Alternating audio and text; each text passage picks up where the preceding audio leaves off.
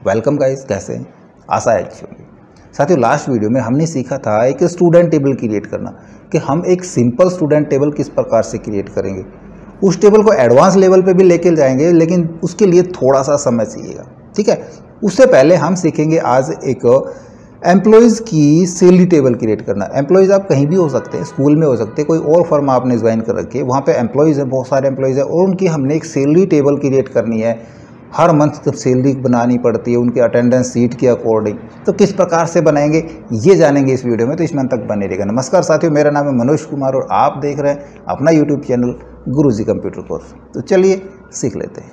देखिए, जैसे हमने स्टूडेंट टेबल को क्रिएट करना सीखा था, इसी प्रकार हम step by step salary seat create करना सीखेंगे। अब ये हम सिंपल सैलरी सीट बना रहे हैं, हमने अटेंडेंस सीट भी बनाई थी, हम इसको उसके साथ भी अटैच कराएंगे, क्योंकि हमको यहाँ पे वर्किंग डेज की ज़रूरत पड़ेगी, ओवर टाइम की भी ज़रूरत पड़ती है ना, और अटेंडेंस हमारी उस ऑटोमेटिक अटेंडेंस सीट से आ रही है। तो पहले हम सैलरी जनरेट करते हैं।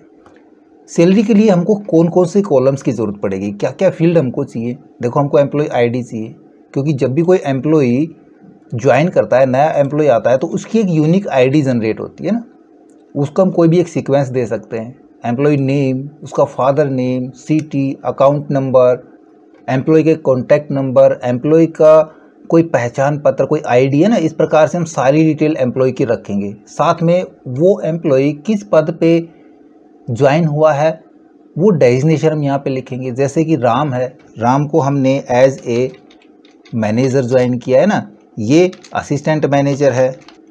इसी प्रकार अकाउंटेंट है, क्लर्क हो गया, और जी सुपरवाइज़र, कोऑर्डिनेटर। और एम्प्लॉयज़ कौन कौन से, जो एम्प्लॉय हैं उन एम्प्लॉयज़ की हम यहाँ पे डिटेल्स डालते चले जाएंगे। सुपरवाइज़र, इसको हम कर देते हैं स्टाफ के अंदर, ठीक है। स्टाफ हो गया ये भी हमारा, और दो को हम लेते हैं भाई थोड़ा सा फोर्थ क्लास में, एक हो गया पियोन और एक हो जाता है वॉचमैन, ठीक है। इस प्रकार से एम्प्लॉय हमारे यहाँ पे सारे हो गए। आईडी किस प्रकार लेंगे, हम कोई भी एक आईडी जनरेट करा सकते हैं। जैसे मान लीजिए हम यहाँ पे करें ED या EM करके, हम 101 हमने एम्प्लॉय यहाँ पे आईडी डाल दी। इस प्रकार से हम सभी की एम्प्लॉय आईडी यहाँ पे डाल सकते हैं। इसको सेंटर से अलाइन करा लेंगे। साथ में इसका थोड़ा सा हम कॉलम साइज़ कम करा लेते हैं, तो ये हमारा एडजस्ट हो जाएगा सही से, ठीक है। ज़्यादा बड़ी टेबल नहीं जाएगी। बेसिक सैलरी पे जब भी कोई एम्प्लॉय ज्वाइन करता है, तो उसको एक निश्चित सैलरी के तहत ज्वाइन किया जाता है कि भाई आपको इतनी सैलरी मिलेगी, आपको इतनी सैलरी दी जाएगी, है ना। जो बेसिक तय की जाती है वो बेसिक सैलरी होती है। उसके अलावा भाई आप ये बेसिक सैलरी के अलावा आपको कुछ भत्ते मिलेंगे, कुछ अलाउंस मिलेंगे, है ना, कुछ आपकी सैलरी में से डिडक्शन भी होगा। ये सारी बातें तय हो जाती है। अब मान लीजिए मैनेजर की सैलरी हमने 35,000 यहाँ पे तय करी है, ठीक है। अकाउंट मैनेजर की 30,000। इस प्रकार से डेजिग्नेशन के अकॉर्डिंग सैलरी होती है। तो मैं कुछ सैलरी यहाँ पे फटाफट डाल लेता हूँ, ठीक है। हमने सभी की सैलरी यहाँ पे फिक्स करा दी। अब उसके बाद आता है वर्किंग डेज, यानी कि अटेंडेंस, कि किस एम्प्लॉय ने उस महीने में कितने दिन काम किया है ना। मान लीजिए हम सैलरी यहाँ पे बना रहे हैं जनवरी मंथ की, है ना, salary for the month of January, और ये सैलरी बनेगी 1 जनवरी से 31 जनवरी तक की। तो इन 31 दिन में ये मैनेजर जो है राम, ये कितने दिन इसने काम किया है, वर्किंग डेज इसके कितने हैं। तो हमने अटेंडेंस शीट बनाना बताया था, उसके ज़रिए हम वर्किंग डेज निकाल सकते हैं, ठीक है। फिलहाल हम यहाँ पे मैनुअल यूज़ करेंगे। मैं यहाँ पे डाल लेता हूँ कि भाई मैनेजर ने 30 दिन काम किया है, असिस्टेंट मैनेजर पूरा 31 दिन आया है, क्योंकि जनवरी की हम सैलरी कैलकुलेट कर रहे हैं ना, तो जनवरी में 31 दिन है। इसी प्रकार हम सबके यहाँ पे कुछ डेज डाल लेते हैं जितने दिन उन्होंने काम किया है। इस प्रकार से हमने सभी के वर्किंग डेज डाल दिए, अलाइनमेंट करा लेते हैं। इसके बाद कॉलम हमने लिया है एक्चुअल सैलरी की। देखिए, एक्चुअल सैलरी कौन सी होती है, एक्चुअल सैलरी जो उसने एक्चुअल में जितने दिन काम किया है। कैसे निकालेंगे, सिंपल सा, हम उस जो बेसिक सैलरी है उसको उस महीने के दिनों से डिवाइड कर देंगे, तो 1 दिन की सैलरी आ जाएगी। और जब 1 दिन की सैलरी आ गई तो हम उसको मल्टीप्लाई करा देंगे टोटल वर्किंग डेज से। अब देखो, हम यहाँ पे करें इक्वल, और जो हमारी सैलरी है बेसिक वो और डिवाइड बाई 31, क्योंकि जनवरी में 31 दिन होते हैं। अब यहाँ पे देखिए, हम जब फरवरी की सैलरी बनाएंगे तो हमको वहाँ पे 28 या 29 तारीख से 29 दिन से भाग करना पड़ेगा। फिर हम मार्च की बनाएंगे, फिर 31 से भाग करना पड़ेगा। तो बार बार हमको यहाँ पे इस फंक्शन में चेंज करना पड़ेगा। हम चाहें ये डायनेमिक हो, क्योंकि हम डायनेमिक काम कर रहे हैं ना। तब देखो हमने यहाँ पे कुछ डेज ले रखे हैं। ये देखो कैसे निकाले हैं मैंने, पहले ये डेज देख लेते हैं। जनवरी का निकाला है मैंने, यहाँ पे एक फंक्शन निकाला है डेट वैल्यू। तो फिर से मैं इसको निकालता हूँ, डिलीट कराता हूँ और इसको भी मैं डिलीट करा देता हूँ। देखो डेट वैल्यू के लिए हम करेंगे इक्वल डेट वैल्यू, और डेट वैल्यू के अंदर हम करेंगे 1 एंड ये मंथ जनवरी, ठीक है। जो यहाँ पे हमने जनवरी मंथ लिखा है यहाँ पे ये वाला, यानी कि 1 और ये जनवरी मंथ दोनों मिक्स होके आ जाएंगे। तो क्या होगा, ये 1 जनवरी और करंट डेट हमारे आ जाएगी उस साल की। ये हो गया 1/1/2024। यदि आपके पास ये नंबर फॉर्मेट में आता है तो आप यहाँ से इसका फॉर्मेट चेंज करा लें। जैसे आपके पास हो सकता है ये इस प्रकार से आए, तो इसको हम यहाँ पे डेट फॉर्मेट में कन्वर्ट करा लेंगे।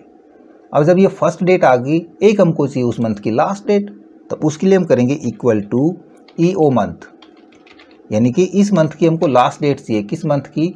इस मंथ की। कोमा यूज करेंगे 0, हमने इसी मंथ की डेट चाहिए, ब्रैकेट क्लोज और एंटर, तो इसकी एंड डेट आ जाएगी। दोनों आपके पास आ गए।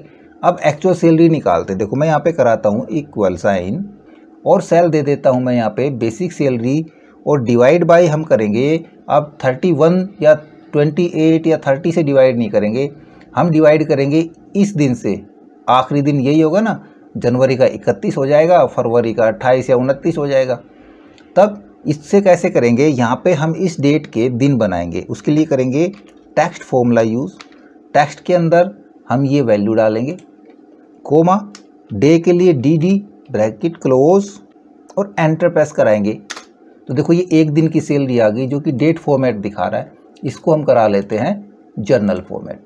ये हमारी एक दिन की सैलरी आती है, डेसिमल हम कम करा देंगे। यदि हम 35,000 को 31 से भाग कराते हैं तो यही आएगी। यहाँ पे मैं करवा के दिखाऊं, मैं करवाता हूँ इक्वल 35,000 डिवाइड बाई 31 और एंटर। देखो यही सैलरी आ रही है। तो हमारा ये काम सही हो गया। एक दिन की आ गई सैलरी, हमने कितने दिन की देनी है उसको, हमने उसको देनी है जितने दिन उसने काम किया, वर्किंग डेज की, और एंटर प्रेस करा लेंगे। तो जो 33,871 सैलरी है वो इसकी 30 दिन की है। क्लियर? इस फॉर्मूले को हम नीचे तक फिक्स करा देंगे। यहाँ पे देखो वैल्यू एरर आ रही है क्योंकि हमने उस सेल को फिक्स नहीं किया। यहाँ पे जो हमने ये लिया है E2 F2, इसको हम फिक्स कराएंगे F2 को, ताकि हमको नीचे तक वही सेल चाहिए ना। और अब इसको हम नीचे तक ड्रैग कराएंगे। ये लीजिए, सभी की हमारी उतने दिन की सैलरी यहाँ पे जनरेट होगी। इसके बाद हमने एम्प्लॉयज़ को कुछ अलाउंस देने होते हैं ना, कुछ भत्ते देने होते हैं। क्या क्या अलाउंस देने होते हैं? जैसे कि हमने देना है उसको DA का मतलब होता है डियरनेस अलाउंस। और डियरनेस अलाउंस क्या होता है? ये महंगाई भत्ता होता है कि समय दर समय यदि महंगाई बढ़ती है तो कंपनी, कोई भी फर्म एम्प्लॉय को कुछ अमाउंट देती है उस महंगाई बढ़ने के लिए ना। तो हम डियरनेस अलाउंस देंगे तो ये परसेंटेज में दे सकते हैं और फिक्स भी कर सकते हैं। भाई हम आपको मान लीजिए 200 रुपये एक्स्ट्रा देंगे महंगाई भत्ते के रूप में, ठीक है। यहाँ पे हम इसको फिक्स दे रहे हैं सभी को। क्लियर हो गया?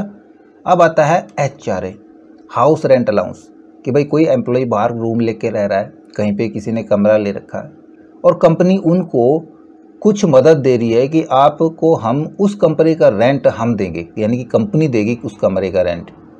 तो यहाँ पे हमने फिक्स लिया है, यहाँ पे परसेंटेज में ले रहे हैं। तो यहाँ पे हम कर देंगे इक्वल कि जो भी कमरे का रेंट होगा वो आपका एक्चुअल सैलरी पे मिलेगा भाई, क्योंकि आपने काम ही इतने दिन किया है। इस पे थोड़ी दे देंगे, इस पे देंगे। जितने दिन आपने कंपनी में काम किया है उस सैलरी का हम आपको 2% HRA देंगे और परसेंटेज का साइन लगाएंगे, एंटर प्रेस करा देंगे। यानी कि इसको 677 रुपये वो HRA मिलेगा, क्योंकि ये भाई मैनेजर है, कुछ अच्छी जगह पे कमरा लेके रह रहा होगा, और जिसको कम मिलेगा भाई वो छोटा कमरा लेके रह रहा होगा ना। तो एम्प्लॉय की एक्चुअल सैलरी के अकॉर्डिंग यहाँ पे इसको HRA मिल गया। इसके बाद आता है कन्वेंस अलाउंस। जो कन्वेंस मिलता है एम्प्लॉय को, वो मिलता है भाई उसको जहाँ पे वो रह रहा है वहाँ से कंपनी तक आने जाने का जो खर्चा है वो कंपनी वहन करना चाहे, भाई कंपनी अपनी तरफ से उनको आने जाने का खर्चा देना चाहे, तो उसको कहते हैं हम कन्वेंस अलाउंस या CA। ये भी हम फिक्स कर देते हैं आपको, भाई 200 रुपये महीने के या 300 रुपये महीने के या 500 रुपये महीने के आपको यहाँ पे अलाउंस मिलेगा। ये आपका आने जाने का खर्चा हो गया। टीए होता है ट्रैवलिंग अलाउंस, यानी कि यात्रा भत्ता। कोई भी एम्प्लॉई किसी कंपनी के काम से यदि कहीं बाहर जाता है और वो वहाँ पे स्टे करता है, वहाँ पे जाने का उसका खर्चा, वहाँ पे रहने का खर्चा, उसका खाने पीने का खर्चा, वो तब जब वो कंपनी की तरफ से किसी काम से गया हुआ है, अपने निजी काम से नहीं, कंपनी के काम से गया होता है, तो उसको वो ट्रैवलिंग अलाउंस मिलता है। वो कितना देंगे, वो भाई सभी को तो नहीं मिलता, वो किसी किसी को मिलता है, जो जाएगा काम से उसी को मिलेगा उस महीने का। तो ये हम जिसका डालना चाहें, भाई इस बार हमने कंपनी के काम से इसको भेजा है असिस्टेंट मैनेजर को, ये गया हुआ है और इसको 1000 रुपये के हिसाब से वो ट्रैवलिंग अलाउंस दे दिया गया, बाकी का कुछ नहीं आएगा। भाई हमने किसी को कुछ नहीं दिया है, ठीक है, खाली छोड़ सकते हैं, 0 लिख सकते हैं। अब एक चीज़ और आती है, यहाँ पे आता है ओवर टाइम। अगर कोई कंपनी में ओवर टाइम कर रहा है, काम कर रहा है, तो वो काम घंटों में काउंट होता है। हमने 8 घंटे ड्यूटी कर दी, सैलरी है 35,000 रुपये। यदि हम इससे ज़्यादा काम करना चाह रहे हैं, भाई 2 घंटे काम और करेंगे, 4 घंटे काम और करना पड़ रहा है, तो उस काम को हम कहते हैं ओवर टाइम करना है। उस ओवर टाइम का भी हमको पैसा मिलता है एम्प्लॉयज़ को, है ना, कंपनी उनको भी पैसा देती है। ये ओवर टाइम घंटे के हिसाब से उसकी सिंगल अमाउंट भी हो सकती है या फिर सैलरी का डबल भी हो सकता है। किस प्रकार से, सबसे पहले तो हम यहाँ पे आवाज़ निकाल दें कि भाई ये पर डे 2-2 घंटे ओवर टाइम करवा रहे हैं या 4-4 घंटे ओवर टाइम करा रहे हैं, तो ये 2 घंटे किया तो 1 महीने यानी कि 31 दिन का कितना हो गया। हम करें इक्वल जो वर्किंग डेज है इसके और मल्टीप्लाई करा दें हम 2, क्योंकि 2 घंटे प्रतिदिन काम कर रहे हैं, इसने 30 दिन काम किया है तो 60 घंटे इसका हो गया ओवर टाइम। ठीक है, इसको हम नीचे तक फिल करा देंगे, सभी का ओवर टाइम यहाँ पे निकल कर आ गया। ये तो है नहीं कि पूरे महीने का ओवर टाइम होगा, ओवर टाइम उतना ही तो होगा जितने दिन वो आया है। जिस दिन वो आया ही नहीं तो उस दिन क्या ओवर टाइम होगा। क्लियर। अब ओवर टाइम की सैलरी, अब हमने जिस प्रकार से ये मंथ की सैलरी निकाली थी, इसी प्रकार हम निकालेंगे आवर सैलरी, है ना, क्योंकि पर आवर हम, तो 1 घंटे की सैलरी कितनी बनी, तो सिंपल हम निकाल के दिखाते। मैं करता हूँ इक्वल जो हमारी बेसिक है, बेसिक नहीं एक्चुअल सैलरी जो आएगी, ठीक है, इसी पे निकलेगा ओवर टाइम भी। एक्चुअल सैलरी को मैं करूँ डिवाइड बाई जनवरी के 31 दिन और डिवाइड बाई 1 दिन के 8 घंटे एम्प्लॉय काम कर रहा है, तो डिवाइड बाई 8, ये 1 घंटे की सैलरी आ गई। और इसको मल्टीप्लाई करा दें हम 60 आवर से और एंटर प्रेस करा देंगे, तो ये 8,194 रुपये जो आया है, ये एम्प्लॉय की 60 घंटे की सैलरी आ गई। अब ये सैलरी इसी के अकॉर्डिंग है। यदि डबल देना चाहें, ओवर टाइम पे डबल मिलेगा। यदि आप 1 घंटे काम कर रहे हैं तो आपको 2 घंटे के पैसे मिलेंगे, तब वापस से हम इसको फिर से मल्टीप्लाई करा देंगे। हम इसको तो कर देते हैं कोट्स में, ब्रैकेट स्टार्ट और आखिर में हम करेंगे ब्रैकेट क्लोज और मल्टीप्लाई 2 से कर देंगे, तो सैलरी डबल हो जाएगी। क्लियर। तो डबल करना चाहें डबल रखते हैं, सिंगल रखना चाहें सिंगल रख देंगे। अब उसी प्रकार इसको भी हम डायनेमिक बना दें। हम यहाँ पे 31 को उसी प्रकार टेक्स्ट से कर दें। मैं यहाँ पे करता हूँ टेक्स्ट, ब्रैकेट स्टार्ट, हमारे पास ये इसका टेक्स्ट हम निकालेंगे dd, ब्रैकेट क्लोज और प्रेस एंटर, देन सैलरी वही आ गई। क्लियर। अब ये डायनेमिक रहेगा। किस प्रकार से, इसको भी हमने फिक्स कराना पड़ेगा, ये फिक्स नहीं कराया हमने, F4 और एंटर, और अब इसको मैं यहाँ पे क्लियर कराता हूँ। अब देखिए इसी जगह पे, इस पोजीशन पे मैं एक बार मंथ चेंज करवाता हूँ। मैं करवाता हूँ फरवरी।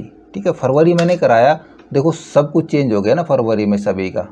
यहाँ पे अब 29 से डिवाइड हो रहा है, बट क्या होगा, यहाँ पे जो अटेंडेंस आएगी वो भी इसी दिन के हिसाब से आएगी। अब ये 30 दिन 31 दिन काम नहीं करेंगे, अब ये कम काम करेंगे। ठीक है, ये तो हमने चेंज करना ही पड़ेगा, हर महीने उनकी हमने अटेंडेंस लगानी पड़ेगी। और इसीलिए हमने आपको अटेंडेंस शीट जनरेट करना बताया था कि ऑटोमेटिक अटेंडेंस हम किस प्रकार से जनरेट करेंगे और वो यहाँ पे अपने आप उठ के आ जाएगी।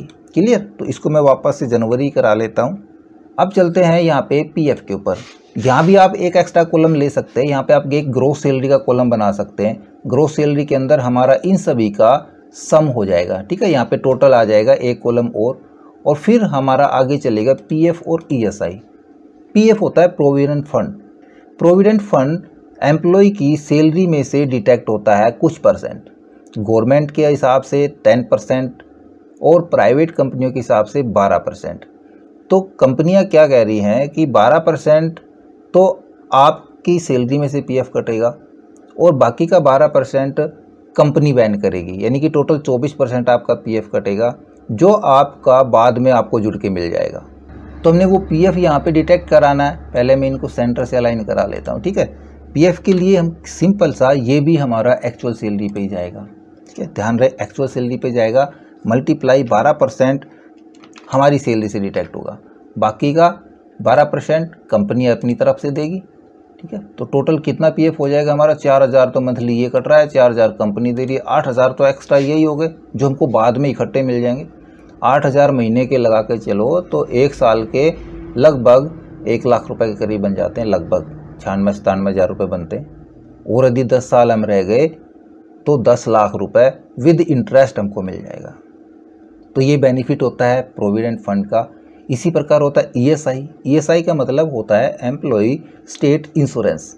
ये एक इंश्योरेंस के रूप में एम्प्लॉय की सैलरी में से कटता है और ये कुछ परसेंट कटता है या 1% से कम कटता है कि कभी भी यदि कोई दुर्घटना होती है, कोई बीमारी आती है, कोई एम्प्लॉय बीमार पड़ता है तो उसके लिए एम्प्लॉय को कुछ मदद मिल जाती है कंपनी की तरफ से। और इसकी भी एक शर्त होती है, शायद ये उन एम्प्लॉयज़ को मिलती है जिनकी सैलरी 20,000 या 21,000 से कम होती है। जिनकी सैलरी 20,000 तक होती है उनको ये चीज़ मिलती है, और इससे ऊपर जिसकी सैलरी होगी उसको ईएसआई नहीं मिलता, उसका ईएसआई कटता भी नहीं है। अब यहाँ पे यदि मैं ईएसआई डिटेक्ट करा दूँ एक्चुअल सैलरी का मल्टीप्लाई मैं यहाँ पे कराता हूँ 0.75%, ठीक है। ये उसका ईएसआई कट गया 254 रुपये। इसको हम 1 डेसिमल कम करा लेते हैं, ठीक है। और यदि ये देखेंगे तो हम ये सभी एम्प्लॉयज़ का कटेगा, बट हमको कौन से एम्प्लॉयज़ का डिटेक्ट कराना है? जिनकी सैलरी 20,000 तक है, यानी कि 21,000 से कम है।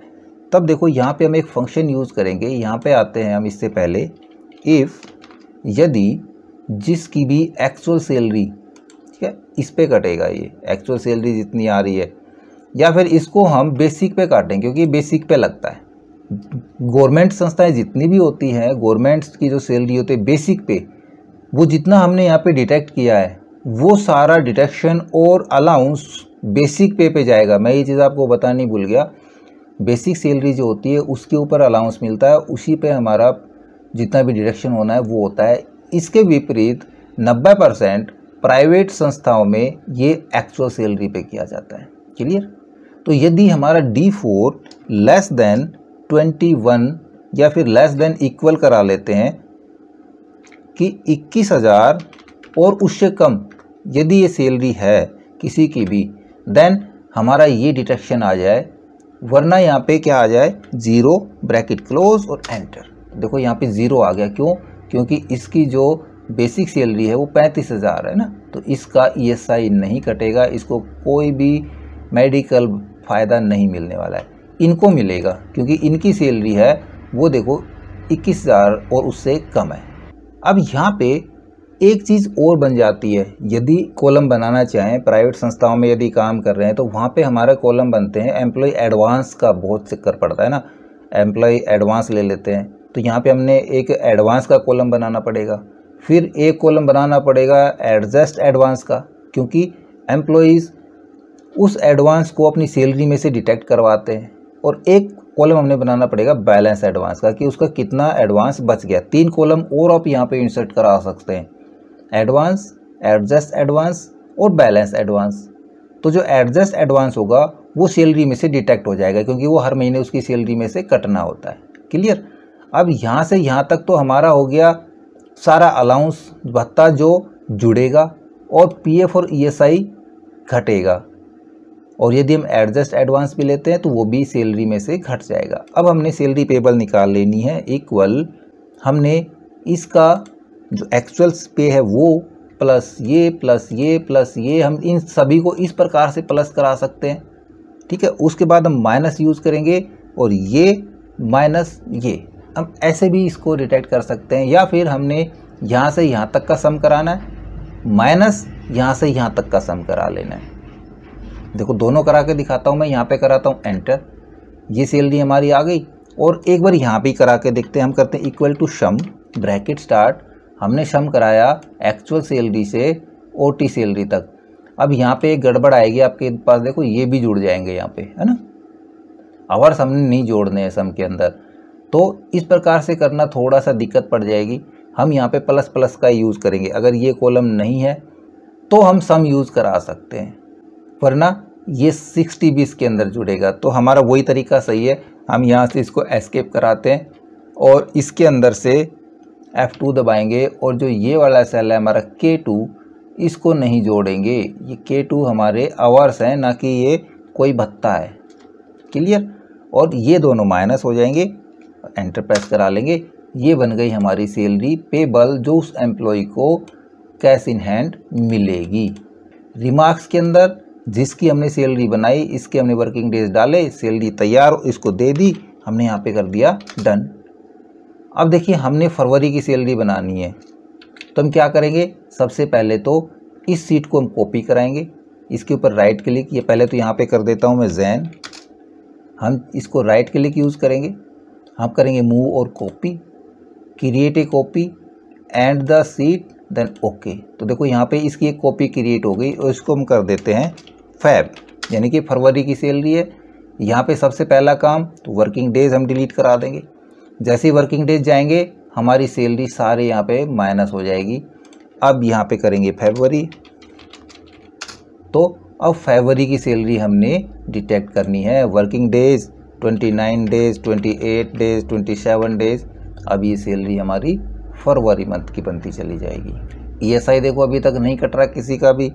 हम ESI देखते हैं कहाँ पे जाके कटना शुरू होता है, यहाँ पे ESI कटना शुरू होता है। हमने कोई चेंज नहीं कराना है अभी इसके अंदर। जिस महीने में जिसको जो फालतू दे रहे हैं, जो जनवरी में दिया था वो हम हटा सकते हैं, या फरवरी में हमने फिर से देना है या किसी दूसरे को देना है हमने TA, वो यहाँ पे लिख सकते हैं। और यदि एडवांस या एडजस्ट एडवांस का आपने बनाया हुआ है तो उसमें चेंज करना पड़ेगा। उसमें हमने जो बैलेंस एडवांस बनाया था उसको एडवांस बनाना पड़ेगा, राइट। इतना आप कर लोगे। फिर हम इनको अब ज्वाइन करने वाले हैं, अटेंडेंस सीट को और एम्प्लॉय सैलरी सीट को। तब हमारा कितना बेटर यूज़ होता है वो देखेंगे। तो आप इसके ऊपर वो प्रैक्टिस जरूर करके देखना। ओके, आई होप वीडियो आपको जरूर अच्छा लगा होगा। इसी प्रकार अच्छे वीडियो देखते रहने के लिए लगातार हमारे साथ बने रहे। हमारी वीडियोस को ज़्यादा से ज़्यादा हम दोस्तों में शेयर करें, लाइक करें, और यदि नया अपन चैनल पे तो हम सब्सक्राइब जरूर कर लें।